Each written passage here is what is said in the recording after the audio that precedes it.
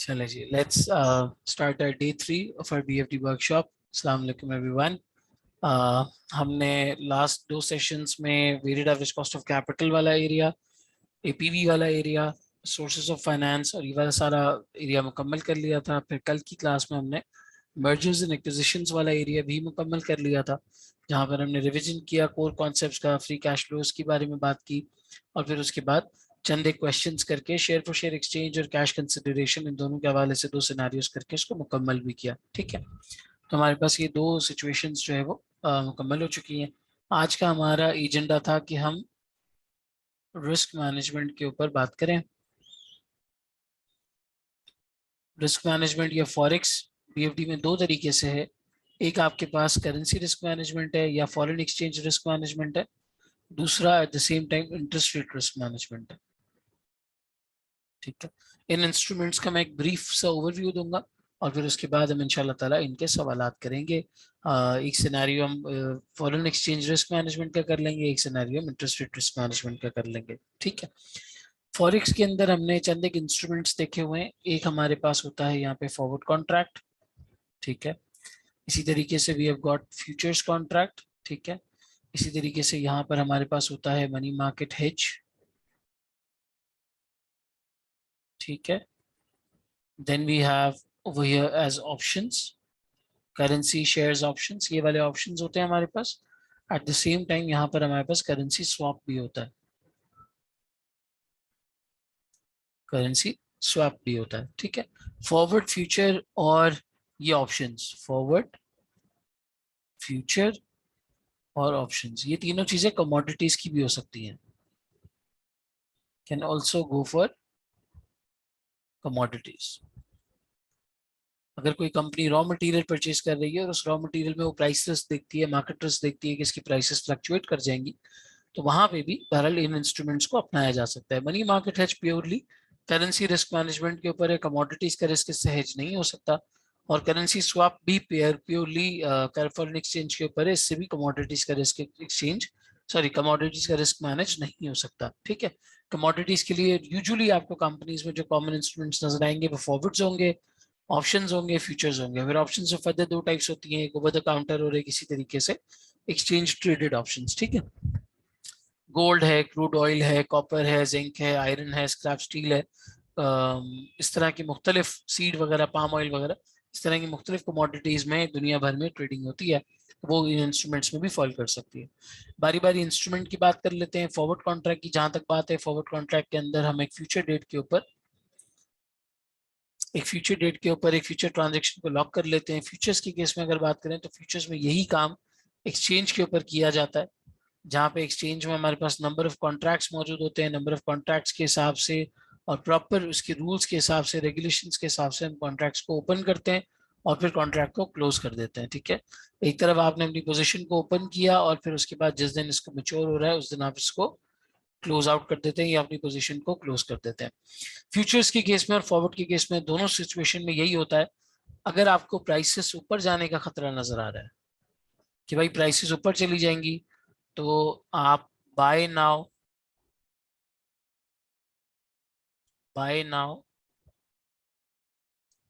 And sell later की strategy पे जाते हैं। ठीक है, और इसी तरीके से अगर आपको प्राइसेस नीचे जाने का खतरा नजर आ रहा है कि जो चीज आपके पास है इसकी प्राइस चली जाएगी, नीचे चली जाएगी, तो फिर आप sell now and buy later की फॉर्मूले के ऊपर वर्कआउट करते हैं। ठीक है, यानी एक दफा जब आप कॉन्ट्रैक्ट ओपन कर रहे हैं उसको मैं बाय नाउ कह रहा हूँ, जब क्लोज कर रहे हैं सेल लेटर कह रहा हूँ। दूसरी वाली सिचुएशन में जब आप कॉन्ट्रैक्ट ओपन कर रहे हैं सेल नाउ कह रहा हूँ और जब क्लोज कर रहे हैं इसको बाय लेटर कहा जा रहा है। ठीक है, फॉरवर्ड की केस में तो एक्सचेंज वगैरह के मामला नहीं होते, आपके पास म्यूचुअल अंडरस्टैंडिंग होती है दो पार्टीज के दरमियान, तो आप एक रेट लॉक कर लेते हैं, उसी के ऊपर फिर वो ट्रांजेक्शन होती है, वो करेंसी, वो कमोडिटी वो दी जाती है और पैसे लिए जाते हैं। ठीक है, eight the same time futures के केस में चूंकि वो एक्सचेंज के ऊपर ट्रेड हो रहा होता है, तो नॉर्मली वहां पे किसी का मकसद एक्चुअल कमोडिटी हासिल करना नहीं होता, डिलीवरी लेना मकसद नहीं होता, वहां पे नेट पे गेन बेसिस पे, गेन लॉस बेसिस पे सेटलमेंट हो जाती है और वो सेटलमेंट होती है क्लोज आउट की मदद से, ओपन कॉन्ट्रैक्ट और फिर उसके बाद क्लोज आउट की मदद से। सो इवेंचुअली हमारे पास ही सूरत हाल जो है वो रहती है। मनी मार्केट हेज के अंदर क्या होता है, मनी मार्केट हेज के अंदर हम अपना रेट खुद फॉर्मुलेट करते हैं और इसके पीछे जो हमारे पास थियरीज काम कर रही होती हैं वो दो किस्म की थियरीज काम कर रही होती हैं। Interest rate parity theory. Interest rate parity theory के अंदर क्या होता है sir? Interest rate parity theory के अंदर ये होता है कि दो दो टेरिटरीज के जो इंटरेस्ट रेट्स होते हैं, ये इंटरेस्ट रेट्स इवेंचुअली डिसाइड करते हैं कि इनके एक्सचेंज रेट को कहाँ फॉल करना चाहिए। इनके एक्सचेंज रेट को कहाँ फॉल करना चाहिए। सो बेसिकली हम उसके अंदर करते ये हैं कि हमारे पास मतलब एक कैलकुलेशन इस तरह से बन के आती है कि आज अगर दो ममालिक के अंदर एक एक्सचेंज रेट ऑपरेट कर रहा है और एक डिफरेंट इंटरेस्ट रेट्स वहां पे ऑपरेट कर रहे हैं, तो आगे आने वाले वक्तों में उनके इंटरेस्ट रेट्स के हिसाब से उनका रेट जो है वो एडजस्ट हो जाता है। उनके इंटरेस्ट रेट्स के हिसाब से उनका रेट जो है वो एडजस्ट हो जाता है। उसका कुछ फॉर्मूला हमारे पास इस तरीके से मौजूद है। ये हमारे पास इसका फॉर्मूला मौजूद है, रिस्क फ्री फॉरवर्ड रेट। इसको हम कैलकुलेट कर लेते हैं।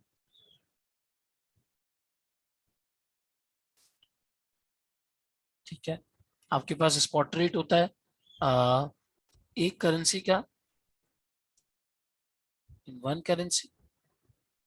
ठीक है, और फिर आपके पास इसी तरीके से स्पॉट रेट होता है इन अनदर करेंसी। इन दोनों को आपने वन प्लस इनके इंटरेस्ट रेट से मल्टीप्लाई कर देना है, multiply by one plus interest rates, और इवेंचुअली इन दोनों को आपस में आपने डिवाइड कर देना। ठीक है, spot rate in one currency, spot rate in another currency, और इस तरीके से आपके पास इंटरेस्ट रेट्स निकल आते हैं। इसी तरीके से यहाँ पर ये इंटरेस्ट रेट पैरिटी थ्योरी है, इसको इन्फ्लेशन की बेस पे भी किया जा सकता है कि दो टेरिटरीज में अलग अलग इन्फ्लेशन रेट्स के हिसाब से इस रेट को प्रिडिक्ट किया जा सकता है, जहां पर आप अपना फॉरवर्ड रेट बना लेते हैं। मार्केट में अगर आपको जो फॉरवर्ड रेट ऑफर हो रहा है वो इससे डिफरेंट है, तो फिर कोई ना कोई आर्बिट्राज की अपॉर्चुनिटी अवेलेबल है, इधर गेन साइड पे, लॉस साइड पे। लॉस साइड पे तो हम नहीं जाते, लेकिन अगर गेन होता है तो फिर फॉरवर्ड कॉन्ट्रैक्ट की तरफ जाना चाहिए। और अगर मार्केट में ज्यादा महंगा मिल रहा है, आपको मनी मार्केट हेज में सस्ता पड़ रहा है, तो फिर मनी मार्केट हेज की तरफ जाना चाहिए। मनी मार्केट हेज के अंदर हमारे पास दो तरीका कार होते हैं। ठीक है, एक तरीके के अंदर ये होता है कि जहां पर हमारे पास प्राइसेस, या यूँ समझ लें कि जो चीज हमें बाय करनी है, जो एक्सचेंज हमें, जो करेंसी हमें बाय करनी है, उस करेंसी के महंगे होने का खतरा अगर हमारे पास मौजूद है, करेंसी के महंगे होने का खतरा अगर हमारे पास मौजूद है, फॉरेन करेंसी का महंगे हो जाने का खतरा हमारे पास, रिस्क मौजूद है, तो फिर इसके अंदर होता यह है कि आप लोकल करेंसी में बोरो करते हैं और डिपॉजिट कर देते हैं फॉरेन करेंसी के अंदर। यह आपका यूजुअली वो केस होता है जहां पर आपको फॉरेन करेंसी में पेमेंट्स करनी है, यूजुअली। इसी के बिल्कुल बरक्स अगर फॉरेन करेंसी का रेट रिलेटिवली नीचे आ रहा है, तो फिर आप इसका उलट करते हैं, आप बोरो करते हैं इन फॉरेन करेंसी और आप डिपॉजिट करते हैं इन लोकल करेंसी। ये यूजुअली केस होता है आपके पास तब जब आप रिसीट्स वाले मामले के अंदर हो। ठीक है, जब आप रिसीट्स वाले मामले के अंदर, तो ये मनी मार्केट हेज का सिंपल सा एक तरीका कार है। इसमें हमारे पास दोनों टेरिटरीज के बैंक रेट्स गिवन होते हैं, बोरोइंग के, लेंडिंग के, डिपॉजिट के, सारे रेट्स गिवन होते हैं। ट्रांजैक्शन का एक सीक्वेंस होता है और नॉर्मल तरीके से हम उस सीक्वेंस को कैरी आउट करके एंड में अपना खुद का रेट बना लेते हैं। ऑप्शंस के केस में हमारे पास दो किस्म के ऑप्शंस होते हैं।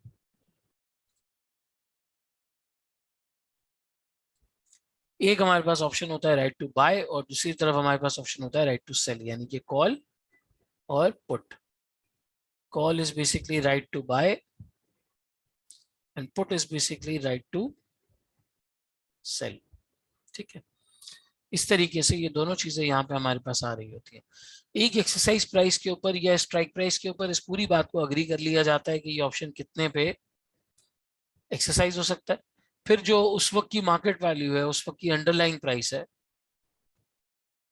फिर जो उस वक्त की मार्केट वैल्यू है, उस वक्त की अंडरलाइंग प्राइस है, उस अंडरलाइंग प्राइस के हिसाब से आप इन दोनों को कंपेयर कर लेते हैं। और कंपेयर करने पर दो में से एक ऑप्शन निकलता है, या तो आपका option contract in the money होता है, या फिर एट द सेम टाइम वो आउट द मनी होता है। ठीक है, इन द मनी के केस में वो बेनिफिशियल है, उसकी इंट्रिंसिक वैल्यू पॉजिटिव है, आपको एक्सरसाइज करना चाहिए। आउट द मनी के केस में बेनिफिशियल नहीं है, उसकी इंट्रिंसिक वैल्यू जीरो है, आपको एक्सरसाइज नहीं करना चाहिए। डिसीजन लेते वक्त कभी भी प्रीमियम को अकाउंट फॉर नहीं किया जाता, हमेशा इंडिपेंडेंटली ये डिसीजन लिया जाता है। और करेंसी स्वैप के अंदर ये होता है कि आप टू डिफरेंट टेरिटरीज के अंदर मौजूद हैं, और आपको एक दूसरे की टेरिटरीज में लोन लेना है। जैसे मैं पाकिस्तान में हूँ, मुझे यूएस में लोन लेना है, कोई यूनाइटेड स्टेट्स में, उसको पाकिस्तान में लोन लेना है। तो पार्टीज क्या करती हैं, अपने अपनी टेरिटरीज में लोन ऑब्टेन करती हैं और फिर उसे इवेंचुअली यहाँ पर स्वैप कर दिया जाता है। यहाँ पर स्वैप कर दिया जाता है। जो लोन 1 होता है वो टेरिटरी 2 में चला जाता है, और इसी तरीके से जो लोन 2 होता है वो टेरिटरी 1 में चला जाता है। इसको स्वैप कर दिया जाता है, इवेंचुअली इसकी पेमेंट कर दी जाती है। करेंसी स्वैप के ऊपर कोई बहुत लंबे चौड़े सिनेरियोज आए कि आपने कभी हिस्ट्री में नहीं पूछे, लेकिन फॉर अ कॉन्सेप्ट थिंग आपको एटलीस्ट पता जरूर इसके हवाले से होना चाहिए। ठीक है, तो ये 4 आपके मेजर कॉन्ट्रैक्ट्स यहाँ पर हो गए, जो सॉरी इंस्ट्रूमेंट्स हो गए, जो नॉर्मली 4-5 इंस्ट्रूमेंट्स जो कि फॉरेन एक्सचेंज रिस्क मैनेजमेंट यानी करेंसी रिस्क मैनेजमेंट के अंदर हमें काम आते हैं। ठीक है, करेंसी रिस्क मैनेजमेंट के अंदर हमें नॉर्मली ये काम आते हैं। सर करेंसी स्वैप की इलस्ट्रेशन करवा दें, फरासत इसकी इलस्ट्रेशन, यार एक ऑलरेडी रिकॉर्डेड इलस्ट्रेशन इसकी पड़ी हुई है उसके ऊपर, पोर्टल के ऊपर बीएफडी के। अगर if you are registered student तो आप वहां जाके वो पूरी इलस्ट्रेशन देख सकते हैं। मैंने एक्सेल में बाकायदा वो पूरी करवाई हुई है। छोटी सी वीडियो है ना, कोई लंबा चौड़ा सीन नहीं है। अगर एक्सेस ना हो तो मुझे बताना, मैं ड्राइव पे अपलोड करके वो वीडियो शेयर कर लूंगा आपके साथ। अच्छा, एक simple scenario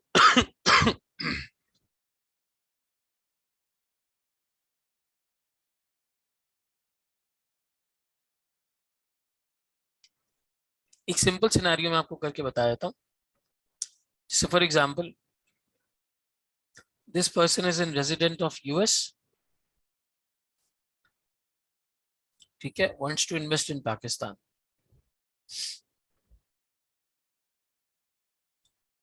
wants to invest in Pakistan. भाई कितनी इन्वेस्टमेंट करनी है, इसने कहा भाई मुझे 200 मिलियन इन्वेस्ट करना है। ठीक है, 200 मिलियन इन्वेस्ट करना है। दूसरा बंदा कौन है सामने, this person is resident of Pakistan but wants to invest in US. Amazon का काम कर रहा है, कह रहा है भाई मैं यूएस में इन्वेस्ट करना चाह रहा हूँ, मुझे वहां पे कोई लोन मिल जाए। मैंने अपनी कंपनी बनाई हुई है, या आप नेशनल वहां के, बेशक रेजिडेंट ना हो, नेशनल है वहां के, इस मुल्क के, तो आपको लोन जल्दी मिल जाएगा। कहा यार कितनी इन्वेस्टमेंट करना चाहते हो, बोले यार $1 मिलियन करना चाहता हूँ। जैसे हालात चल रहे हैं, डॉलर 200 टच कर ही देगा, तो हमारी एग्जाम्पल खैर इतनी कोई रेलिवेंट नहीं है। रेट हमने करीब करीब ही चुना है। अगर आईएमएफ लोन नहीं देता और हम पेट्रोल पे सब्सिडी रिमूव नहीं करते। बहरहाल, तो ये हमारे पास सिनारियो बन गया। इस बंदे को, रेजिडेंट ऑफ यूएसए को, ऑब्वियसली पाकिस्तान के अंदर लोन एक्सपेंसिव मिलेगा, और इस बंदे को जो पाकिस्तान का रेजिडेंट है उसको ऑब्वियसली यूएस में लोन महंगा मिलेगा, क्योंकि स्प्रेड बढ़ जाता है, रिस्क ज्यादा होने की वजह से स्प्रेड बढ़ जाता है। इन्होंने क्या किया, इस बंदे ने लोन ऑब्टेन किया of $1 million from local bank, और बिल्कुल इसी तरीके से इस बंदे ने क्या किया, loan obtained of 1 million, sorry 200 million PKR,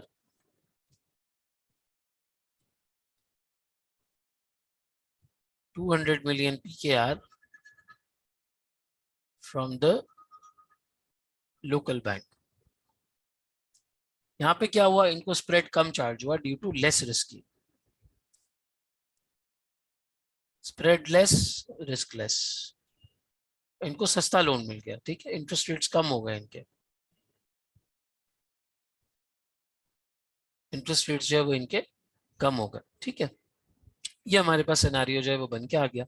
अब इवेंचुअली इन्होंने क्या किया, बीच में एक इंटरमीडियरी बैंक को इन्वॉल्व किया। वो इंटरमीडियरी बैंक इनसे ज़ाहिर फीस वगैरह लेगा, लेकिन गारंटियर के तौर पे बैंक बीच में इन्वॉल्व किया इंटरनेशनल लेवल के ऊपर, और इस इंटरमीडियरी बैंक ने इनका स्वैप करवा दिया। स्वैप किस तरह से करवा दिया, इस बंदे को 1 मिलियन USD मिल गए, इस बंदे को 200 मिलियन PKR मिल गए। जिसको पाकिस्तान में इन्वेस्ट करना था, ही गॉट 200 मिलियन PKR। ठीक है, eight the same time this person got 1 million USD। अब अपना अपना इंटरेस्ट ये भरते रहेंगे, जो लोन इन्होंने स्वैप करके उठाया है उस पर जो इंटरेस्ट लग रहा है, उतना इंटरेस्ट पीरियोडिक लेवल पे पेमेंट्स होती रहेंगी। पीरियोडिक लेवल पे पेमेंट्स में कैलकुलेशन होती रहेगी, और कैलकुलेशन के बाद इवेंचुअली आप उसका इंटरेस्ट पे करते रहेंगे। जब ये टर्म खत्म हो जाएगा तो टर्म खत्म होने के बाद दोबारा ये स्वैप कर लेंगे। जिसने 1 मिलियन यूएसडी लिया था वो 1 मिलियन वापस कर देगा, जिसने 200 मिलियन का पीकेआर का लोन लिया था वो 200 मिलियन पीकेआर वापस कर देगा। इस तरीके से रीपेमेंट हो जाएगी और इंटरेस्ट रेट कम की बचत हो जाएगी। इस तरह से करेंसी स्वैप को मैनेज किया जाता है। एक्सचेंज रेट्स इसमें म्यूचुअली अग्रीड होते हैं। हमेशा जो आपका एक्सचेंज रेट होता है इस केस में वो म्यूचुअली अग्रीड होता है with the help of this intermediary bank. Intermediary bank की गारंटी होती है कि वो हर एतबार से पेमेंट्स का और विद इन टाइम सारी चीजें हो रही है, रेट्स वगैरह कैलकुलेशन इन सब चीजों का ख्याल रखती है। और हर पेमेंट हर ट्रांच के ऊपर इनकी फी होती है, जो इनको फी दी जाती है। क्या ये अरेंजमेंट समझ आता है बड़ी? करेंसी स्वैप की इलस्ट्रेशन समझ आती है?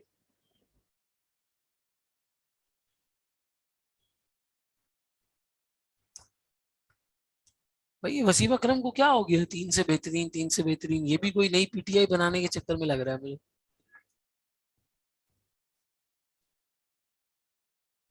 3 से शायद ये पीपीपी, पीएमएलएन और पीटीआई को निशाना बना रहे हैं, कुछ नया लेके आ रहे हैं। बहरहाल आप लोग तो अभी एग्जाम दे रहे हैं, आप लोग पढ़ाई वढ़ाई कर रहे हैं, आप लोग थोड़ी 3 से बेहतरीन बेहतरीन देखेंगे।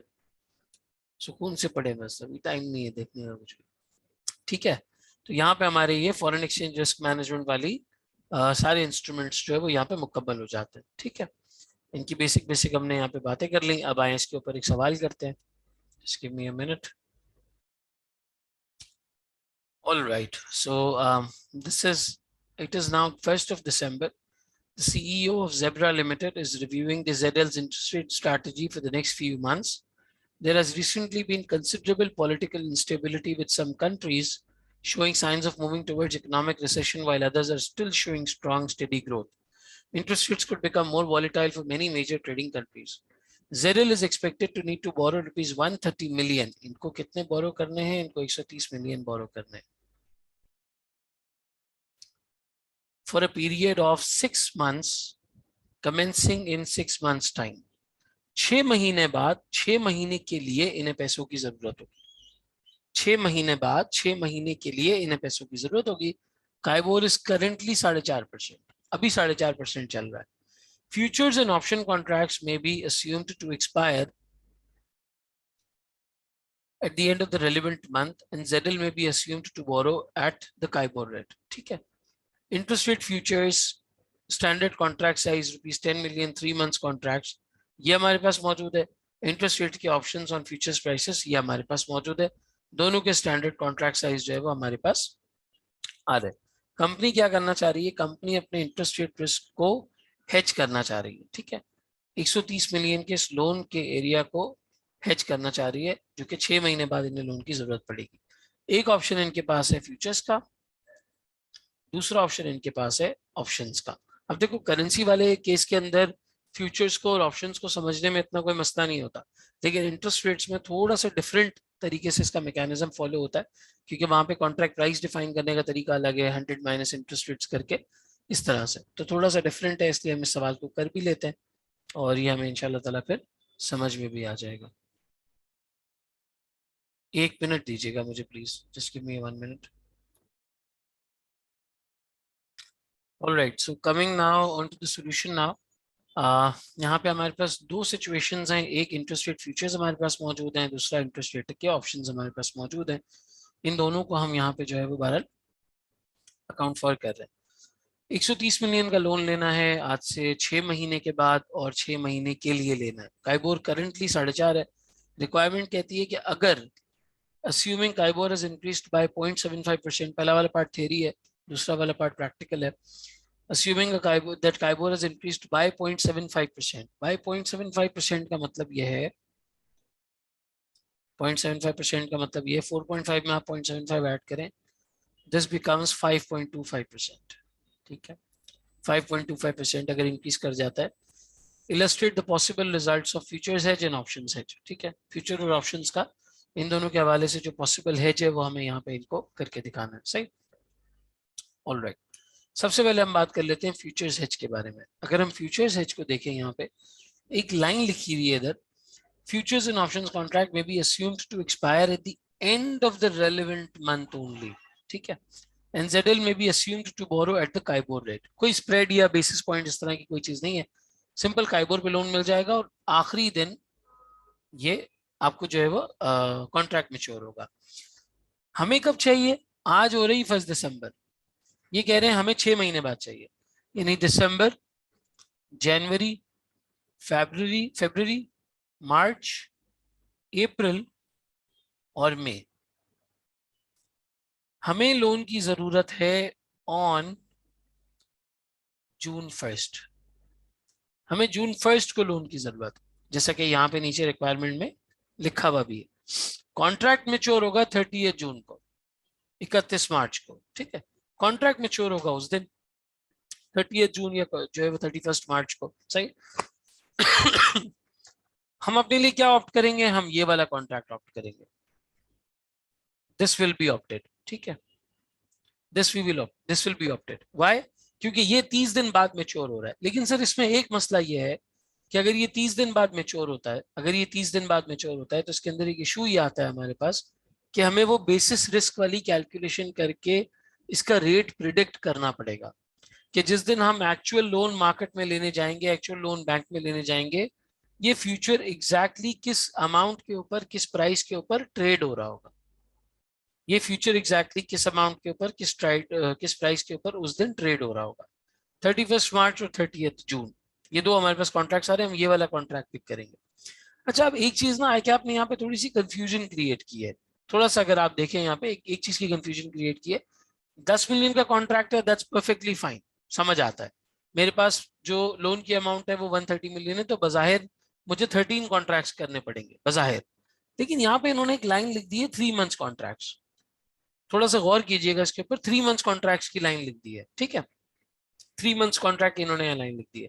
आज अगर 1 दिसंबर है और मैं अगर जून का कॉन्ट्रैक्ट करता हूँ, तो दैट्स वेरी मच रेलिवेंट कि मेरा टोटल मिला के 7 महीने का कॉन्ट्रैक्ट बनेगा आज अगर मैं ये ट्रांजेक्शन करता हूँ तो. ठीक है, लाइक टू लाइक करना पड़ेगा, 7 महीने का जो है वो कॉन्ट्रैक्ट बनेगा. लेकिन इन्होंने यहाँ 3 महीने लिख दिया है. अब स्टूडेंट कंफ्यूज किस बात से होगा? वो कंफ्यूज इस बात से होगा कि अगर इसके ऊपर गेन या लॉस आता है तो मैं उसमें महीने कितने पिक करूं. मैं 3 महीने पिक करूं या मैं 6 महीने पिक करूं? आइडियली जो टाइम पीरियड बन रहा है वो तो 6 महीने का बन रहा है. आप 6 महीने के लिए अपना लोन ले रहे हैं तो आप हेज भी 6 महीने के लिए ही करेंगे. ठीक है, आईकैप ने अपने सोल्यूशन में क्या किया है? आईकैप ने अपने सोल्यूशन में बोला है कि भाई चूंकि हम 6 महीने के पीरियड पे जा रहे हैं और कॉन्ट्रैक्ट 3 महीने का है, तो हम डबल कर देंगे कॉन्ट्रैक्ट साइज को, यानी 130 डिवाइड बाय 10 मल्टीप्लाई बाय 2 कर दिया है इन्होंने. यानी उन्होंने 26 कॉन्ट्रैक्ट्स किए हैं, 26 कॉन्ट्रैक्ट्स किए जून के पीरियड तक के लिए. बजाहिर जो हमें सोल्यूशन के अंदर चीज नजर आती है, इसको सही से लिख देते हैं ताकि समझ आ जाए आपको. 26 कॉन्ट्रैक्ट्स. हालांकि नॉर्मली जो फॉरेक्स के क्वेश्चंस आप देखेंगे, नॉर्मली जिस तरह से आईकैप सवालात पूछता आ रहा है, जिस तरीके से आपकी स्टडी टेक्स्ट का ट्रेंड है, कॉन्ट्रैक्ट साइज उतने ही महीने का हो रहा होता है जितने महीने पर आपने वो ट्रांजेक्शन करनी है. यानी बजायर मुझे यहाँ 6 महीने का कॉन्ट्रैक्ट दिखना चाहिए था, लेकिन ये 3 महीने का कॉन्ट्रैक्ट है. तो एक एक कॉन्सेप्ट होता है फाइनेंशियल मार्केट्स में रोल ओवर का. रोल ओवर का कॉन्सेप्ट होता है जहां पे आप कॉन्ट्रैक्ट करते एक ही महीने का है, लेकिन फिर उसको रोल ओवर करके दूसरे महीने में ले जाते हैं. तो हम ये कह सकते हैं कि हमने 3 महीने के कॉन्ट्रैक्ट्स पहले किए और फिर रोल ओवर करके मजीद 3 महीने के और कॉन्ट्रैक्ट्स कर लिए, इस तरह से ये 26 कॉन्ट्रैक्ट्स बन रहा है. वरना कोई नॉर्मली अगर 13 कॉन्ट्रैक्ट्स करता तो इंटरेस्ट का जो अमाउंट लेता वो 6 मंथ्स के लिए लेता. अगर 26 कॉन्ट्रैक्ट्स हो रहे हैं तो चूंकि कॉन्ट्रैक्ट की साइज डबल है, इंटरेस्ट का जो अमाउंट होगा वो 3 महीने के लिए होगा, तो आप 3 महीने के 2 कॉन्ट्रैक्ट्स ले लो या 6 महीने का एक कॉन्ट्रैक्ट ले लो, इन दोनों सिचुएशन में आपका आंसर सेम आएगा. और अगर इस तरह से कभी मेच्योरिटी पीरियड कम हो, और आपके ट्रांजेक्शन ज्यादा नजर आ रहे हो, तो फिर आप इसी अप्रोच के ऊपर चले जाएं कि कॉन्ट्रैक्ट साइज आपने डबल कर दिए, आंसर आपका सेम आएगा. कंफ्यूज होने की, टेंशन होने के लिए कोई बात नहीं है. कंफ्यूज होने की यहाँ पे कोई बात नहीं. लेकिन ये 3 महीने का कॉन्ट्रैक्ट वाला वर्ड थोड़ा सा यहाँ पे कंफ्यूज करता है आदमी को कि हम जून के कॉन्ट्रैक्ट की बात कर रहे हैं, आज 1 दिसंबर है और यहाँ 3 महीने बोला जा रहा है, तो वो 3 महीने की बोरोइंग की बात हो रही है कि बोरोइंग 3 महीने की है। अगर 3 महीने की बोरोइंग है, आपको 6 महीने के लिए करना है, तो आप 2-2 कॉन्ट्रैक्ट्स कर लो। 3 महीने की बोरोइंग की, फिर रोल ओवर कर लिया, फिर 3 महीने की बोरोइंग की, फिर रोल ओवर कर लिया। तो आपने टोटल 26 कॉन्ट्रैक्ट्स कर लिए, 13 पहले और फिर 13 बाद में। वो रोल ओवर हो गया सेम ही कॉन्ट्रैक्ट इतनी दफा, ठीक है। लेकिन इसकी जो मेच्योरिटी है वो 30 जून को होगी। इसकी जो मेच्योरिटी है वो 30 जून को होगी। अगर हम देखें मेच्योरिटी 30 जून, हमारी ट्रांजैक्शन हो रही है 1 जून और आज है 1 दिसंबर। तो मेरे पास 1 महीने का बेसिस रिस्क आएगा, 1 महीने का 1 मंथ बेसिस रिस्क आएगा, जहां पर अब मैं अपने रेट को एस्टिमेट करूंगा और रेट एस्टिमेट करने के बाद सारी कैलकुलेशन मुझे यहाँ पे करनी होगी, ठीक है। तो ये इसका एक बिल्कुल बिल्डिंग ब्लॉक था, एक जरूरी ये समझ लो कि अंडरस्टैंडिंग थी, जिस अंडरस्टैंडिंग के बाद हम इसको शुरू कर सकते हैं, उससे पहले हम इसको शुरू नहीं कर सकते। तो सर ये नंबर ऑफ कॉन्ट्रैक्ट 26 कैसे आए, इसके पीछे मैंने आपको लॉजिक बता दी। नंबर ऑफ, पहला स्टेप हमारा हमेशा होता है नंबर ऑफ कॉन्ट्रैक्ट्स निकालना, वो मैं निकाल रहा हूँ आपके सामने। सर 130 मिलियन की ट्रांजेक्शन है, 10 मिलियन का एक कॉन्ट्रैक्ट है, ठीक है। 130 मिलियन की ट्रांजेक्शन है, 10 मिलियन का एक कॉन्ट्रैक्ट है, और मुझे करना है 6 महीने के लिए, मिला हुआ है 3 महीने के लिए। तो 6/3, यहाँ पर आपके पास 26 कॉन्ट्रैक्ट का नंबर आ जाएगा। यहाँ पर आपके पास 26 कॉन्ट्रैक्ट का नंबर आ जाएगा।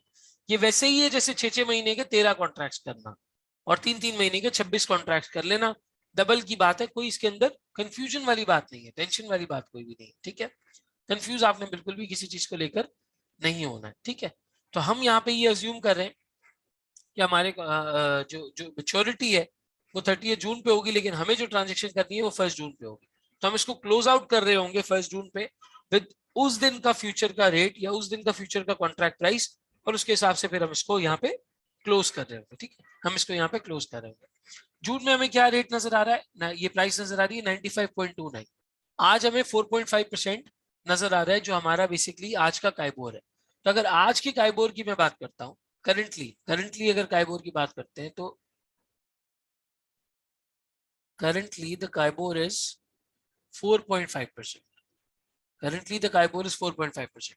अगर मैं 100 में से 4.5 को माइनस कर दूं, तो ये बनता है 95.5, ये बनता है 95.5, ठीक है। ये मेरा 100 माइनस 4.5% मैंने कर लिया। आज अगर मैं on December 1 December June futures की बात करूं, तो जून फ्यूचर्स कितना चल रहा है सर? जून फ्यूचर चल रहा है 95.29। जून का फ्यूचर चल रहा है 95.29। आप 95.29 लिखे यहाँ पर, ठीक है। 95.50 और 95.29 ये दो आपके पास इस तरीके से आ गए। इन दोनों का आप डिफरेंस निकालें। सर डिफरेंस कितना आ रहा है?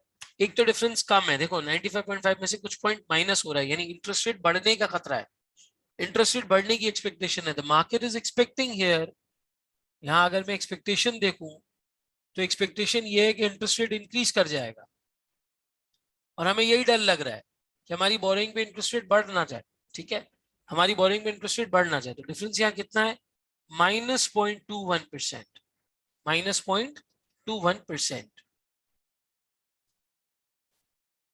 0.21% दिए है over the period of 7 months. तो आप अगर इसका पर मंथ इंपैक्ट निकालना चाहो, तो वो कितना बनता है सर? -0.21% डिवाइडेड बाय 7, तो ये बन जाता है 0.03%, 0.03% पर मंथ, ठीक है। ये आपका पर मंथ बन जाता है। तो आप इसी तरीके से अगर काइबोर 1 जून को 0.75% से इंक्रीज होता है, इफ काइबोर इज 0.75 का मतलब 5.25 ऑन 1 जून, अगर ये होता है तो फिर कॉन्ट्रैक्ट साइज आपका क्या हो जाएगा? कॉन्ट्रैक्ट प्राइस माइनस करें 100 में से 5.25 को, 100 minus 5.25, this becomes 94.75, this becomes 94.75, ठीक है। ये हमारा 94.75 बन जाएगा। इस 94.75 में आप माइनस करेंगे 0.03 को, तो आपकी फ्यूचर्स की प्राइस बन जाएगी कि उस दिन 30 जून का फ्यूचर कितने पे ट्रेड हो रहा होगा। ये हो गया 94.72 likely futures price on June 1st, likely futures price on 1st of June। ठीक है, 1st of June पे तकरीबन ये फ्यूचर प्राइस हमारी बनती है प्रिडिक्शन के हवाले से। अब जो बेसिक कैलकुलेशंस है सारी वो अल्हम्दुलिल्लाह हम कर चुके हैं। ठीक है, बेसिक कैलकुलेशंस हमने सारी कर ली। अब हम कॉन्ट्रैक्ट किस तरीके से प्लेस हो रहा होगा उसकी बात कर लेते हैं। सर 1 दिसंबर को मुझे ये बताओ, यहाँ पे पहले सेल करेंगे या पहले बाय करेंगे? सेल नाउ बाय लेटर होगा, बाय नाउ सेल लेटर होगा? जल्दी से बताएं।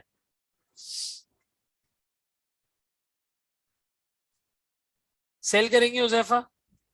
ताहिर साहब आप क्या कहते हैं? Farasat, sell now buy later? Sell क्यों करेंगे? लॉजिक सर इसकी लॉजिक ये है कि जो आपकी कॉन्ट्रैक्ट प्राइस है, जो आपकी कॉन्ट्रैक्ट प्राइस है वो आज के स्पॉट के हिसाब से 4.5 के स्पॉट के हिसाब से देखो 95.5 है, और फ्यूचर्स के हिसाब से 95.2 है। कॉन्ट्रैक्ट प्राइस गिर रही है। जब कोई चीज गिर रही होती है we sell first and then buy. Interest rate futures में नॉर्मल फ्यूचर्स से उलट काम होता है।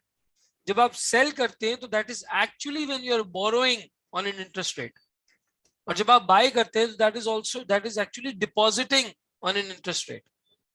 मैं अगर यहाँ पर 1 दिसंबर पे सेल करता हूं तो मैं करूंगा 95.29 के ऊपर sell futures at the rate of 95.29। मैं 95.29 पे सेल करूंगा, और फिर 1 जून को इसी कॉन्ट्रैक्ट को, सेम इसी 30 जून के कॉन्ट्रैक्ट को मैं बाय करूंगा एट द रेट ऑफ 95.29 के बजाय जो हमने प्रिडिक्ट किया 94.75। टेक्निकली इंटरेस्ट रेट बढ़ गया है, टेक्निकली इंटरेस्ट रेट बढ़ गया, सॉरी 75 नहीं 72 है। टेक्निकली यहाँ पे मेरा इंटरेस्ट रेट बढ़ गया है, कॉन्ट्रैक्ट प्राइस कम हो गई है। ठीक है, तो एक तरीके से मुझे यहाँ पे गेन हुआ ओवर फ्यूचर्स। मैंने बोरो कम वाले रेट पे किया, कम इंटरेस्ट रेट पे, डिपॉजिट ज्यादा इंटरेस्ट रेट पे किया। आपकी क्लैरिटी के लिए, आसानी के लिए मैं बराबर में इंटरेस्ट रेट भी लिख देता हूँ। सर 95.29 का क्या मतलब होता है? 100 में से माइनस कर लो। सर 95.29 का मतलब है हम यहाँ बात कर रहे हैं 4.71%। टेक्निकली आपने इतने पे बोरो किया है, ठीक है, और 94.72 ले लो इसी तरीके से 5.28%। टेक्निकली आपने इतने पे डिपॉजिट किया है। बस ये उलट रिलेशनशिप होता है जब आप इंटरेस्ट रेट फ्यूचर्स की बात करते हैं। इन दोनों का आप यहाँ पे डिफरेंस ले लो, 95.29 माइनस 94.72, ये बन जाता है 0.57। 0.57। अब आप गेन निकालने जाओ तो आपके कितने कॉन्ट्रैक्ट्स थे? सर 10 मिलियन वाले मेरे 26 कॉन्ट्रैक्ट्स थे। हर कॉन्ट्रैक्ट पे मुझे 0.57% का फायदा हुआ, और ये फायदा 3.12 पे हुआ, 3/12 पे हुआ 3 महीने के लिए। ठीक है, 10 multiply by 26 multiply by 0.57 multiply by 3/12, ये बन जाता है पूरा, और इसको आप मल्टीप्लाई कर दो 1 मिलियन से 370,500, 370,500 का आपको यहाँ पे बेनिफिट हुआ। 3,70,500 का आपको यहाँ पे बेनिफिट हुआ। ये गेन आपको मिला from the futures counter. Actual loan आप लेंगे स्पॉट मार्केट में, एक्चुअल लोन, जब आप एक्चुअल लोन लेंगे तो उसमें आपकी इंटरेस्ट कॉस्ट कितनी होगी? Payment of interest, sir actual loan लिया होगा मैंने 130 मिलियन का, इसके ऊपर मुझे लोन इंटरेस्ट मिला होगा 5.25 का, और ये मैंने लिया होगा 6 महीने के लिए, ये मैंने लिया होगा 6 महीने के लिए। तो ये बन जाता है 130 into 5.25 into 6/12 into 1 million, this becomes 3412500। 3412,500, ये आपकी एक्चुअल पेमेंट ऑफ इंटरेस्ट आपने किया होगा। कुछ आपको प्रॉफिट हो गया फ्रॉम फ्यूचर्स काउंटर,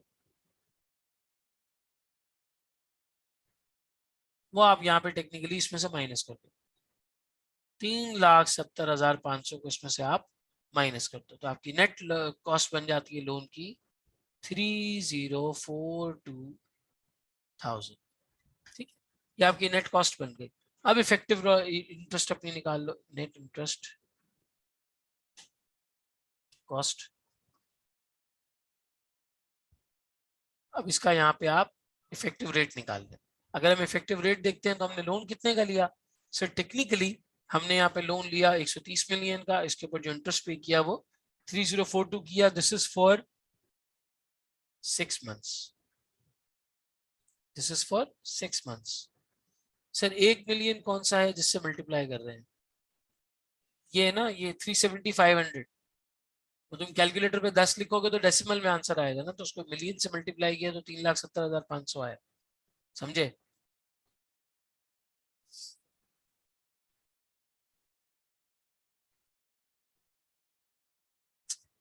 ठीक है, इफेक्टिव रेट तुम्हारा कितना बन गया यहाँ पे? तो 3042,000 divide by 6 into 12, divide by 6 into 12, ये आपका एनुअल इंटरेस्ट बन जाएगा। और फिर उसको आप डिवाइड कर दें 130 मिलियन से, तो आपका इफेक्टिव रेट आ जाएगा 3042,000 डिवाइडेड बाय 6 इंटू 12, और फिर आप इसको डिवाइड कर दें 130 मिलियन से, ये बन जाता है आपका एनुअल इंटरेस्ट रेट 4.68%, 4.68%। कुछ हद तक आप अपने रिस्क को हेज कर पाए, 5.25 का रेट नहीं लगा वो यहाँ पर, ये इफेक्टिव रेट आ रहा है आपका in the case of actual loan. ठीक है, अगर आप एक्चुअल लोन की तरफ जाते हैं, इसमें फ्यूचर्स के केस में जाते हैं, तो फ्यूचर्स के केस के अलावा जो दूसरा ऑप्शन है मेरे पास वो है इंटरेस्ट रेट ऑप्शन। तो दूसरा इंस्ट्रूमेंट है that is interest rate options. Same mechanism sir, यही कॉन्ट्रैक्ट प्राइस, इसी तरीके से बिल्कुल इसी मैकेनिज्म में ये काम करता है। मेरे पास 3 ऑप्शंस अवेलेबल है, कॉल ऑप्शन में, पुट ऑप्शन में, इन दोनों में 3 ऑप्शंस मेरे पास अवेलेबल है। सबसे पहले तो मुझे ये बताओ कि मुझे यहाँ पे क्या करना चाहिए, कॉल ऑप्शन की तरफ जाना चाहिए या पुट ऑप्शन की तरफ जाना चाहिए? जी भाई, एवरीवन, एक ही जवाब आया है बस।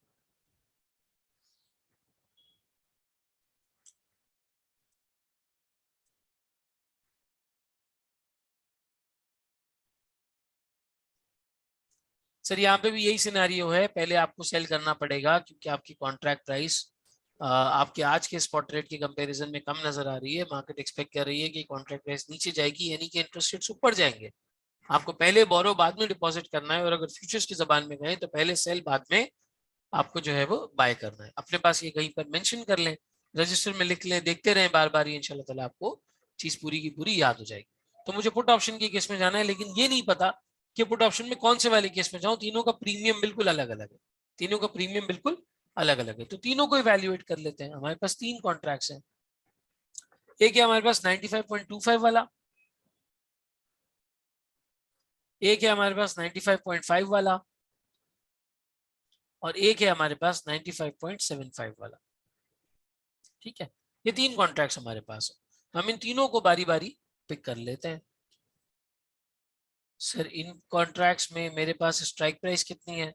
सर यहाँ 95.25 है, यहाँ 95.5 है, और यहाँ 95.75 है। ये मेरी स्ट्राइक प्राइस है। ठीक है, अच्छा, स्ट्राइक प्राइस को हमेशा कंपेयर किया जाता है अंडरलाइंग प्राइस से। ठीक है, तो एक गलती यहाँ पे ये मत कीजिएगा जो स्टूडेंट एग्जाम में करते हैं, ये 1 जून के रेट से स्ट्राइक इसको अंडरलाइंग प्राइस को कंपेयर नहीं करेंगे आप। यहाँ पर जो आप ये देखेंगे कि हमें ऑप्शन एक्सरसाइज करना चाहिए नहीं करना चाहिए, ये 30 जून के फ्यूचर वाले रेट से देखेंगे, क्योंकि आपका जो ऑप्शन का कॉन्ट्रैक्ट है ये 30 जून पे मेच्योर हो रहा है, at the end of relevant month ये 30 जून पे मेच्योर हो रहा है। तो 30 जून पे एक्सपेक्टेड फ्यूचर्स प्राइस क्या चल रही है? सर वो चल रही है 94.72, ये हम ऑलरेडी निकाल चुके हैं। 30 जून पे मार्केट ये एक्सपेक्ट कर रही है कि ये कॉन्ट्रैक्ट 94.72 का चल रहा होगा, तो आपको ऑप्शन को इससे कंपेयर करना चाहिए, ये आपकी अंडरलाइंग प्राइस बन जाएगी। जो आपकी बेसिकली जून की फ्यूचर की प्राइस है, ठीक है।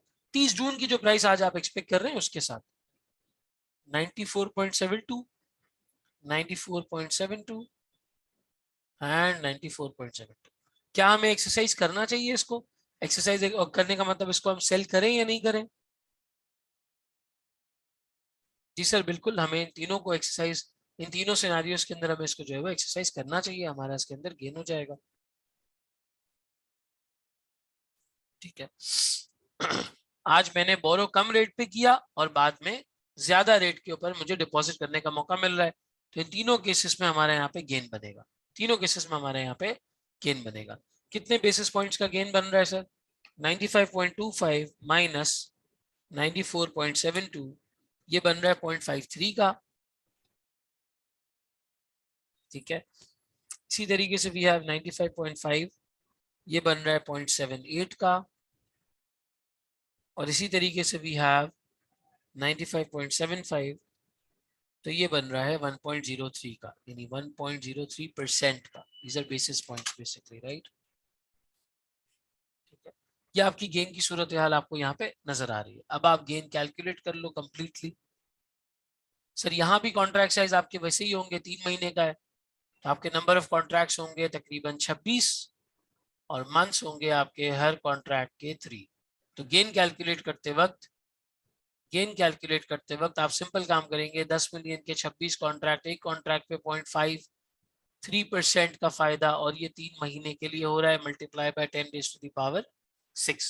ये क्यों डाला मैंने? ताकि इसको मिलियन से कन्वर्ट किया जा सके, 10⁶, ताकि इसको कन्वर्ट किया जा सके, ठीक है। तो मैं तीनों को बारी बारी निकाल लेता हूँ। Sir 10 million into 26 into 0.53% into 3 महीने, और फिर उसके बाद मल्टीप्लाई बाय मिलियन, 344,500। यहाँ मुझे गेन हो रहा है 344,500 का, ठीक है। यहाँ मुझे हो रहा है 5,07,000 का, यहाँ मुझे हो रहा है तकरीबन 669,500 का, ठीक है। ये तीनों में मेरे पास गेन की सूरत हाल आ रही है, जबकि मेरी एक्चुअल इंटरेस्ट कॉस्ट कितनी है? जब मैं एक्चुअल इंटरेस्ट पे करूंगा वो कितना करूंगा, मैंने कैलकुलेट किया हुआ है यहाँ पे, देखो 3412500, 3412500, 3412500, 3412500, वो तो सेम रहेगा सर, कोई भी ऑप्शन आप एक्सरसाइज करें सेम रहेगा, ठीक है। इसको नेगेटिव ले लेते हैं, हम पे कर रहे होंगे, ऊपर प्रॉफिट हुआ है उससे नेट हो जाएगा। भाई एंड में इसलिए मिलियन से मल्टीप्लाई कर रहा हूँ ताकि होल नंबर में आंसर आ जाए 3,44,500। तुम कैलकुलेटर पे करो, 0.344 समथिंग आ रहा होगा, सिर्फ इसीलिए मल्टीप्लाई कर रहा हूँ, क्योंकि नंबर 10 मिलियन का हमने पूरा नहीं लिखा, सिर्फ 10 लिखा है। कैलकुलेटर पे लिखो इसको तो डेसिमल में आंसर आएगा, सही है। ये एक्चुअल इंटरेस्ट हो गया, ऊपर आपके पास गेन आ गया। अब सर आपको प्रीमियम भी तो देना है, ऑप्शन मुफ्त में थोड़ी मिला है आपको, प्रीमियम दे के मिला है, बिल्कुल प्रीमियम भी देना है 26 कॉन्ट्रैक्ट पे। प्रीमियम किस तरह कैलकुलेट होगा, एक कैलकुलेट करके मैं बता देता हूँ। सर प्रीमियम भी इसी तरीके से आप कैलकुलेट करेंगे, आपके पास 26 कॉन्ट्रैक्ट्स है, ठीक है, 26 कॉन्ट्रैक्ट्स है। 26 कॉन्ट्रैक्ट्स पर आपने जो है वो इसी परसेंटेज के हिसाब से प्रीमियम पे करना है। क्या परसेंटेज आपकी यहाँ पर परसेंटेज आ रही है? 0.185%, 0.280% एंड 0.405%। तो ये आपकी परसेंटेज बनती है 10 मिलियन के ऊपर। 26 कॉन्ट्रैक्ट्स, हर कॉन्ट्रैक्ट 10 मिलियन का, और आपकी परसेंटेज है 0.185%, और ये भी है 3 महीने के लिए, ठीक है। अब इसको भी एंड में ऐसे करके raise to the power multiply करोगे तो आपके पास यही चीज आ जानी चाहिए, ठीक है। सर 10 मिलियन का कॉन्ट्रैक्ट, 26 कॉन्ट्रैक्ट, मेरा रेट है 0.185%, 3 महीने के लिए ये रेट अप्लाई होगा, और फिर उसके बाद आप 1 मिलियन से इसको मल्टीप्लाई कर देंगे, ये बन जाता है 120, 250। ये प्रीमियम आप पे करेंगे यहाँ पे 120, 250, ये प्रीमियम आप यहाँ पे करेंगे।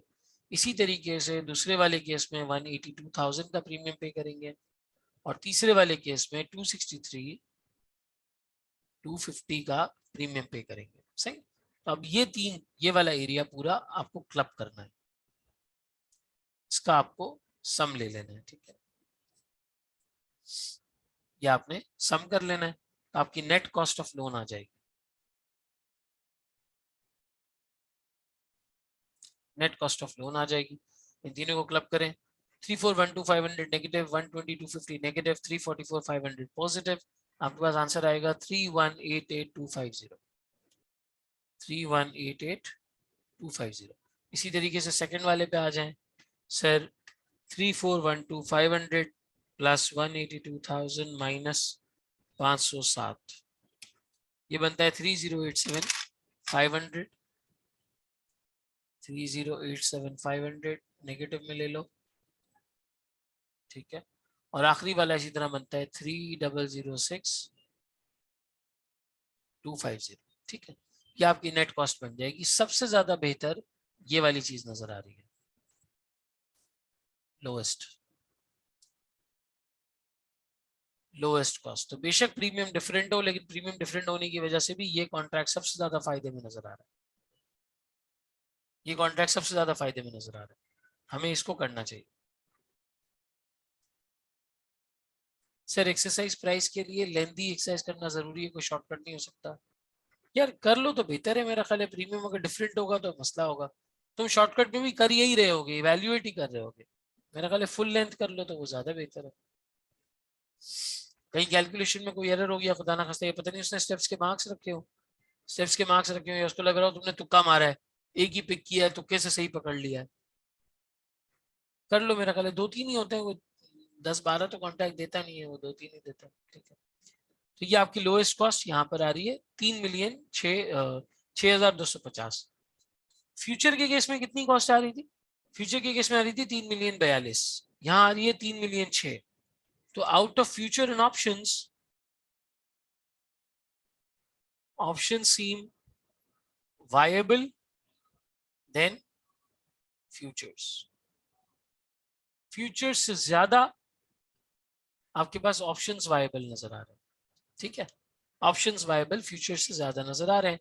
इस तरीके से आपका यहाँ पे दोनों कॉन्ट्रैक्ट्स की इवैल्यूएशन हो गई, और एक इंटरेस्ट रेट रिस्क मैनेजमेंट के ऊपर हमारे ये सवाल भी अल्हम्दुलिल्लाह मुकम्मल हो गया।